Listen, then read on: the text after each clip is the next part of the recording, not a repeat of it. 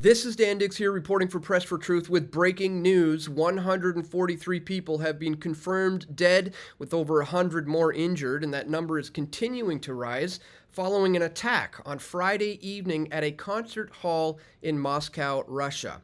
Now, ISIS, the Islamic State, is claiming responsibility for this, a group we haven't heard from in over a decade, as they posted this online. The Islamic State fighters have attacked a large gathering of Christians in the city of Moscow, killing and wounding hundreds and causing great destruction to the place before they withdrew to their bases safely. Now, Putin is vowing revenge for this bloodbath Moscow attack, and he is pointing the finger at help from Ukraine, as 11 terrorists have been captured. Now, Ukraine's military intelligence is saying that this Moscow shooting is a deliberate provocation by Putin's special services, and there is indeed a history of that, as I pointed out in this video yesterday. Let's not forget about what happened with Putin, Russia, and Chechnya. I'll put a link to that in the description below. Meanwhile, guys, U.S. intelligence is saying that it knew that ISIS was planning this terror attack on Moscow. In fact, the U.S. Embassy was warning Americans to avoid Moscow, and specifically to avoid concerts, in just a couple of weeks before the attacks, guys. Here is the alert that went out, and as you can see, they were specifically told to avoid concerts. So this begs the question, what exactly did they know? And this has everybody wondering who is really to blame for the Moscow massacre. So we're going to talk about all of this, guys, and much, much more in this video. But really quickly, just before we do, I'd ask that you check me out here at pressfortruth.ca/donate. Here you can do a one-time donation with PayPal. You can do Bitcoin or other cryptocurrencies. You can sign up for a monthly recurring contribution here or there. You can send an e-transfer to Dan at pressfortruth.ca. You can send stuff to my P.O. box, guys. Thank you so much to everybody who takes one moment today to contribute to my efforts here financially at Press for Truth, so I can continue to bring you this information. All right, guys, I want to start with this fact. Video I put out yesterday. Let's not forget that ISIS is a creation of the West to be used as a tool for destabilizing any nation that it wants, even Russia. Here's the proof. And in this video, I show you a declassified Department of Defense document that proves that the Obama administration was aware of the Benghazi attack 10 days in advance. But not only that, it also proves that U.S. intelligence is the one who is responsible for setting up a Salafist principality in Syria to destabilize the Bashar al-Assad regime. This was all declassified and exposed. And again, I'll put a link to this video in the description below. But speaking of that, guys, I wanted to point out that this is going viral right now, a video of Donald Trump saying that Obama is the founder of ISIS. Here it is, if you haven't seen it. President Obama. He is the founder of ISIS. He's the founder of ISIS, okay? He's the founder.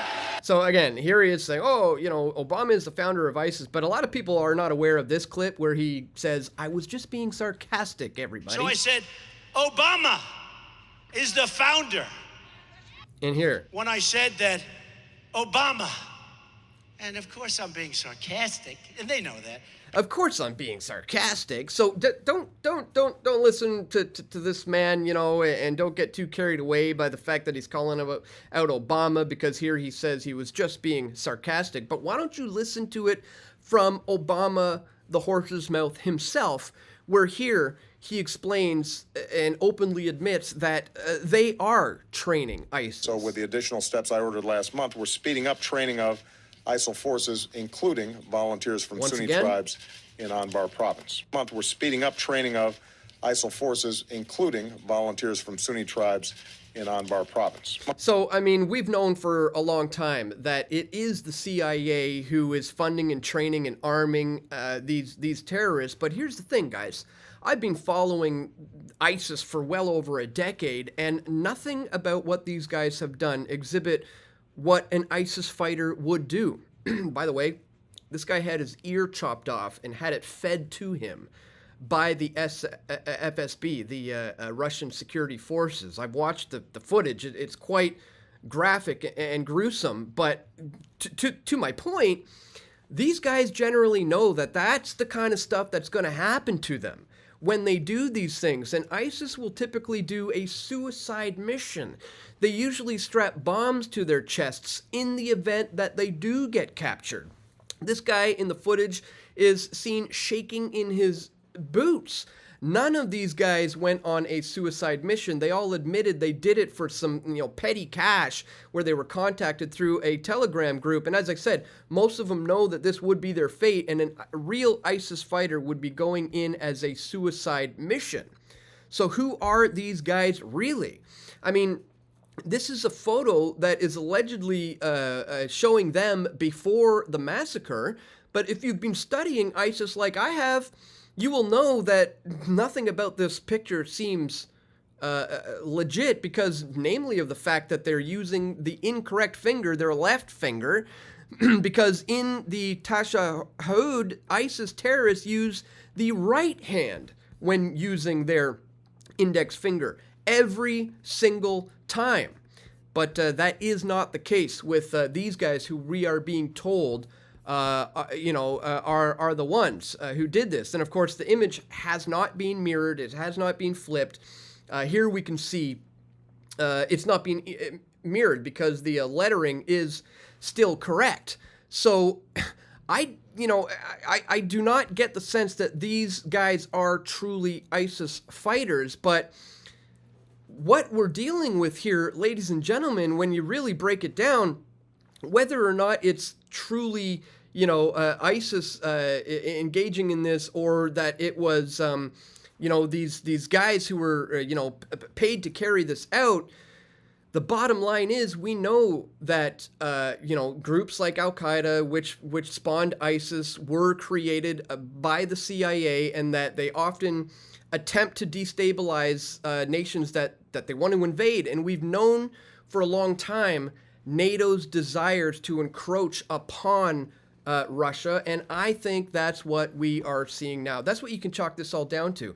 Essentially, NATO is going to war with Russia, and what we are seeing now is the age-old ISIS boogeyman that has been used by Western intelligence time and time again, who is being used once again to provide the excuse to go in and take out big bad Putin.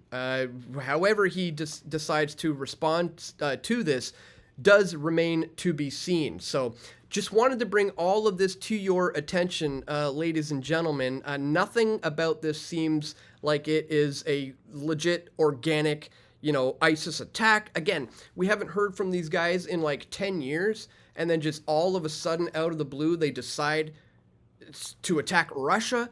It doesn't make any sense unless you consider, the very real possibility that the CIA, that the US, that NATO and their allies have an agenda to encroach upon Putin and Russia. They've been doing so for well over a decade now, and it is culminating into this attack that just happened on Friday night, which over the next 48 hours, this truly could spiral out of control.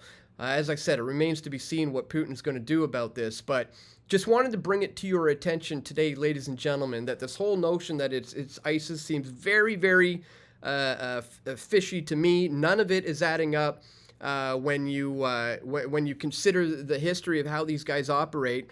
And now also, I will remind you, there is a history of false flags, sometimes, being blamed on Putin, sometimes being blamed on Ukraine. I will put a link to my video exposing how Putin has used false flags in the past in order to drum up support for his wars of aggression there in Russia. So I'll include links to everything in the description below, guys. But just wanted to bring all of this to your attention. Again, let's not forget that it is NATO who has been, pushing this war on Russia for a long time. And I'm not sitting here saying, Putin is some sort of angel or anything. Not by any means. At this stage in the game, all of these, governments and oligarchies have a lot of different struggles and problems of their own. But right now, what we are seeing is a potential, catalyst for World War III. I hate to sound so alarmist, but this is a big deal, what just happened on Friday night, and they are attempting to point the finger of blame at the age-old, CIA asset boogeyman of ISIS. I'm not buying it. Let me know what you guys think in the comment section below. Also, if you do appreciate my efforts to bring you this information, I want to remind you to check me out here at pressfortruth.ca/donate. Once again, I can't do this work without you guys, so thank you so much to anybody who does take just 1 minute today to click that top link in the description below and to support my efforts here at Press for Truth. And that's all for today, guys. Just wanted to bring that to your attention. Once again, please click the thumbs up button if you do appreciate my efforts to bring you this info. Don't forget to share this information with your friends and family who you think need to see it the most. And stay tuned, guys. We're going to have more video reports coming here very soon, God willing. This is Dan Dicks reporting for Press for Truth. We all want truth.